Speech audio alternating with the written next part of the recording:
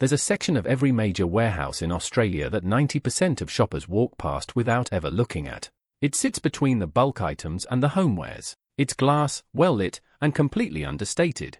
Inside, there's jewelry that quietly outperforms some of the most expensive brands in the country on dollar for dollar value. And jewelry that should never have been allowed on the shelf in the first place. This is not a joke. This is not an exaggeration. This is the part of the Australian warehouse market the jewelry industry hopes you never learn how to navigate. Australian warehouse retailers operate with one of the lowest markups in the industry, often estimated at around 15 to 20% above their acquisition cost. The rest of the industry runs anywhere from 300 to 800%. That gap is real. It is documented. And it is the reason a 1-carat diamond that costs $18,000 at Prouds costs around $6,000 at a warehouse with the same GIA certificate attached to it. But here's what nobody tells you. The low markup does not mean every item is a steal. It means the markup on the actual product is honest. If the underlying product is junk, the low markup just means you're paying a fair price for junk. That's the trap. Today, we're walking through both sides. 5 warehouse jewelry items secretly better than the $5,000 brands, items where the low markup applies to real value. And 2 items you should absolutely avoid, no matter how good the price looks. Steal number 5, 14-carat gold chains. A solid 14-carat gold chain at the warehouse runs between $250 and $500 Australian dollars, depending on weight and length. The exact same chain with the exact same gold weight at Prouds or Angus & Coote runs between $700 and $1,200. At an independent jeweler with overhead and rent, it can climb past $1,500 Australian dollars. The chain is identical. Same gold content, same purity stamp, same finish. What you're paying for at the high street is not the chain. You're paying for the lease on the storefront, the staff commissions, the brand markup, and the financing department in the back room. At the warehouse, you're paying for the chain. When you put a warehouse gold chain next to a high street version, you cannot tell them apart. The gold does not care which logo is on the box. Neither should you. Real gold is real gold, mate. The chemistry doesn't change based on where you bought it. Steal number 4, diamond stud earrings. A pair of 1-carat total weight diamond stud earrings at the warehouse runs between $1,000 to $2,000 Australian dollars. The same pair at Prouds, same carat, same color, same clarity, same cut grade, runs between $4,000 to $6,500. That's a 4 to 7 times multiplier for what amounts to a velvet box and a fancy storefront. The stones are GIA certified, which is the only certification that actually matters. The settings are real 14-carat or 18-carat gold, often platinum. The construction is sound. Independent appraisals consistently confirm that warehouse diamond studs are accurately graded and properly set. Same stones. Same cut. Same setting style. $1,500 at the warehouse, $5,500 at the high street jeweler. The packaging is the only difference between them, and the packaging is not worth for grand. Steal number 3, diamond tennis bracelets. This one surprises people. The diamond tennis bracelet, that classic line bracelet with diamonds running all the way around, is one of the most marked up pieces in modern jewelry retail. Tennis bracelets at Angus & Coote start around $6,000 Australian dollars. At a boutique jeweler, they can climb past $9,000. The same bracelet at the warehouse often costs $2,000 for identical diamond carat weight and quality. Why does this matter? Because the tennis bracelet is one of those pieces that lives on your wrist. It catches light, attracts compliments, and quietly tells the world that whoever bought it knew what they were doing. The warehouse version does this just as well. Sometimes better, actually, because the prongs are typically heavier and more secure than the thinner settings used by high street chains trying to maximize their margins. If you're buying a tennis bracelet under $2,500 Australian dollars in Australia in 2026, the warehouse is the single best entry point. I haven't found a better one. Steal number 2, engagement rings. This is where the warehouse quietly outperforms some of the most famous engagement ring retailers in Australia on price. A 1-carat round brilliant engagement ring at the warehouse with a GIA certificate in solid platinum or 18-carat gold runs between $5,500 and $8,500 Australian dollars depending on color, clarity, and cut grade. The exact same stone at Prouds runs between $12,000 and $22,000 Australian dollars. At a boutique jeweler, it climbs past $18,000, sometimes past $28,000 Australian dollars. The diamond, the certificate, the grading, they're all the same. What you're paying for everywhere except the warehouse is the markup chain. Manufacturer markup, wholesaler markup, distributor markup, retailer markup. By the time the stone reaches the case at a high street chain, it's gone through 4 or 5 layers of profit taking.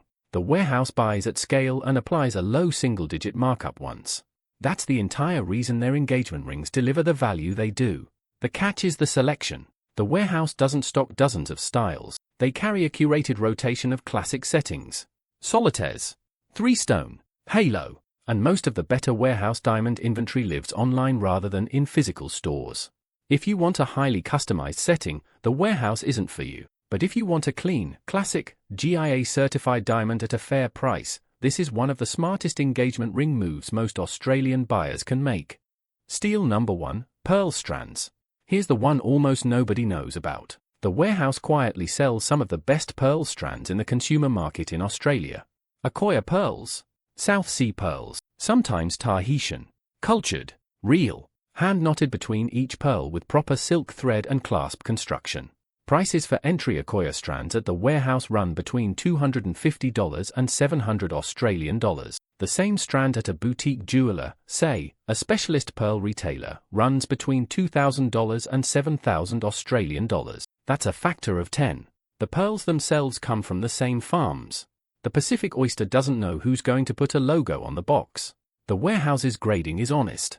Their strands match well, meaning the pearls along the necklace are uniform in size, color, and luster, which is the single most important quality marker in pearl jewelry. They are not AAA grade pearls. They don't need to be. For most buyers, the gap in quality is invisible. The gap in price? Impossible to ignore.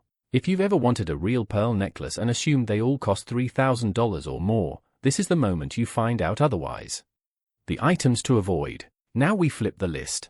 There are 2 categories of jewelry at the warehouse that you should absolutely avoid. Yeah, even at the warehouse. Yeah, even with their low markup. Because a low markup doesn't save you if the underlying product was never worth buying in the first place. Avoid number 2, designer style fashion jewelry. The warehouse's fine jewelry section is genuinely excellent. Their fashion jewelry section is something else entirely. Mixed in with the diamond rings and gold chains, you'll sometimes find plated brass pieces marketed as a designer style, which means they imitate the look of expensive designer pieces without using precious materials. These are not solid gold. They are not real silver. They are plated alloys priced from $40 to $120 Australian dollars. The warehouse markup advantage does not protect you here because the underlying product is the same plated brass you would find at any fashion accessory shop, often manufactured in the same factories. The plating wears off in 6 to 12 months. The metal underneath tarnishes. Resale value is 0. Stick to the warehouse's fine jewelry section. The solid gold. The real diamonds. The genuine pearls. Skip anything labeled fashion or for designer style. Even at the warehouse, even at warehouse prices, plated jewelry is plated jewelry. The label on the box doesn't change the chemistry inside it. Avoid number 1, anything labeled diamond accent. This is the single most misleading phrase in Australian jewelry retail, and it appears at the warehouse the same way it appears everywhere else. Diamond accent means the total diamond weight in the piece is under 1/4 of a carat, often under 1/10 of a carat. The stones are typically chipped diamonds, the smallest, lowest grade diamonds harvested from cutting larger stones. They are diamonds. They are real, but they are functionally worthless on the resale market and visually almost invisible on your finger. A diamond accent piece at the warehouse might cost $150 Australian dollars. The diamonds inside it are worth a few dollars at most.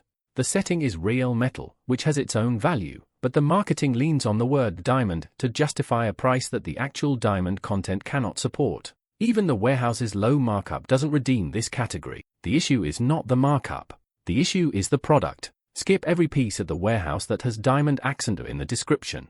If you want a real diamond piece, buy a real diamond piece. The categories don't mix. The trick. And now, the trick I promised you. The smartest jewelry move in Australia in 2026 is not buying everything from the warehouse. It's buying part of your purchase from the warehouse and combining it with a local independent jeweler. Here's how it works. You go to the warehouse, usually their online store where the diamond selection is widest. You find a GIA-certified diamond mounted in one of their simpler, more basic settings. A classic solitaire. A plain 4-prong mount. You're not buying the ring for the setting. You're buying the ring for the stone inside it. The warehouse doesn't sell loose stones, but that's fine. You buy the piece and you take it to a local independent jeweler, the kind of craftsperson this channel has talked about in every video. And you have them unset the diamond and reset it in a custom mount designed for you. Two things happen. First, you've saved thousands of dollars on the stone itself. Second, you have a setting designed for your hand, your style, and your life, made by someone whose workshop you can actually visit. The jeweler maintains the ring for the rest of its working life. They tighten prongs. They polish it. They resize it. They know you. They know the piece. This is the hybrid path. You buy the stone through the warehouse, James Allen, Blue Nile, or any reputable online retailer that lets you compare GIA-certified diamonds at honest prices. You buy the setting separately from a local jeweler who designs and crafts it for you. It's the model serious buyers have used quietly for years. The high street chains do not want you to know it exists. Because if you understand this trick, you never set foot in a Prouds, an Angus & Coote, or a department store jewelry counter again. The recap. Here's what we've covered today. 5 warehouse jewelry items that quietly outperform their $5,000 competitors. Gold chains, diamond studs, tennis bracelets, engagement rings, pearl strands. 2 warehouse items you should never buy, regardless of the price. Designer style fashion jewelry, anything with diamond accent in the description. And the hybrid trick that takes the warehouse advantage further than most buyers ever realize. If this video saved you from overpaying somewhere, hit the like button right now. Subscribe to Jewel Verdict for more honest jewelry industry breakdowns. And if you want to support the channel directly, hit the join button below to become a channel member.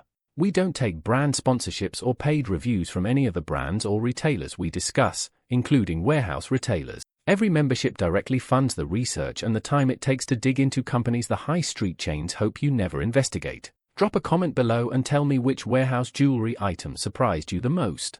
And if you've bought from a warehouse jewelry section, tell us what you got and how it's held up. The community in the comments helps everyone make better decisions. Catch you in the next one, mate.